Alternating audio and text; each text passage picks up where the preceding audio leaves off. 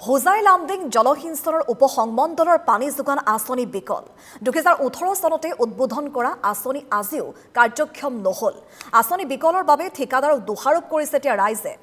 বানত উটি গ'ল তিনটাকৈ পানীৰ মেচিন আমি কিছু দৃশ্যাৱলী এই মুহূৰ্তত আপোনালোকক দেখুৱাই গৈছো ইয়া চাওক যতে ততে কেনেদৰে হিচৰিত হৈ আছে পানীৰ পাইপসমূহ 3 বছৰে আঁচনি কাৰ্যক্ষম নোহোৱাত এতিয়া ৰাইজে ক্ষোভ উজাৰিছে বাৰম্বাৰ তেওঁলোকে আহ্বান জনাইছে যে বিশুদ্ধ খোৱা পানীৰ ব্যৱস্থা কৰিব লাগে কাৰণ এটুপি বিশুদ্ধ খোৱা পানীৰ অভাৱত তেওঁলোকে দীৰ্ঘদিনৰ পৰা হাহাকাৰ কৰি আছে 2018 চনতে এয়া পানীৰ যোগানৰ বাবে আঁচনি যদিও বা সংস্থাপন কৰা হ'ল বা আঁচনি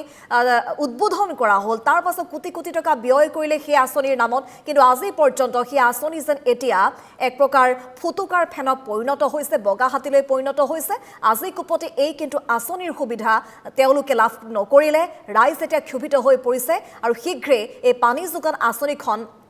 পুনৰবাৰ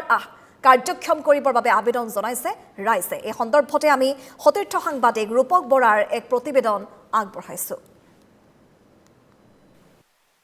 নিশ্চিতভাৱে আসলতে খেতিয়কৰ খেতিৰ উপযোগীৰ বাবেই হোজাই জলসিঞ্চন বিভাগে অৰ্থাৎ আমি এটা কথা উল্লেখ কৰিম যে যমুনামুখ হোজাই লামডিং অৰ্থাৎ হোজাই জিলাখনৰে সবাতোতকৈ ডাঙৰ উপসংমণ্ডলটোৱে হৈছে যমুনামুখ হোজাই আৰু লামডিং উপসংমণ্ডল প্ৰাপ্ত তথ্য অনুসৰি 2018 চনতেই খেতিয়কৰ খেতিৰ উপযোগীৰ বাবে এটা আঁচনি হাতত লৈছিল জলসিঞ্চন হোজাই জলসিঞ্চন বিভাগে কিন্তু কিমান হ'ল কৰ্ম সেই আঁচনি কিমান হ'ল ফলপ্ৰসূ আমি কিছু কথা আমি জানিবলৈ আমি চেষ্টা কৰিম আৰু তাৰ সমান্তৰালকৈ আমি অকমান পৰিৱেশ পোনপ্ৰথমে অকমান অৰূপৰ জৰিয়তে আমি দেখুৱাই ল'ব বিচাৰিছোঁ যে এইটো এটা হৈছে হোজাই যি যমুনামুখ লামডিং হোজাই উপসংমণ্ডলৰ জলসিঞ্চন উপসংমণ্ডলৰ এইটো এটা আঁচনি কিন্তু এই আঁচনিটো দেখিলে এই সময়ত আপোনাৰ চকু কপালত উঠিব কাৰণ কিয়নো যিখিনি সময়ত অৰ্থাৎ এতিয়া আহিনৰ মাহ এই আহিনৰ মাহতেই খেতিয়কৰ আচলতে সপোন জাগ্ৰত হয় অৰ্থাৎ যি পানী এটুপি আচলতে খেতিৰ যি পানী সেই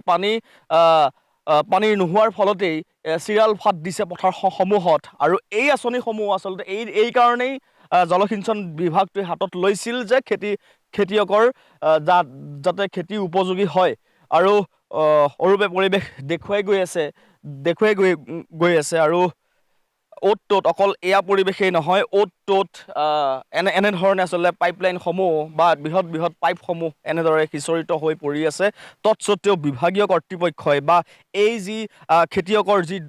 দুৰৱস্থা এই দুৰৱস্থাৰ সময়ত কিন্তু বিভাগীয় কৰ্তৃপক্ষৰ ফালৰ পৰা কোনো ধৰণৰ দৃষ্টি নিবদ্ধ কৰা নাই আৰু সবাতোতকৈ ডাঙৰ কথা যে কোটি টকীয়া এইসমূহ আঁচনি এনেদৰে আচলতে ৰাইজৰ টকা ক'ৰবাত নহয় ক'ৰবাত এক প্ৰকাৰ স্বাৰ্থ পাতাৰ ইতিমধ্যে উপশম হৈছে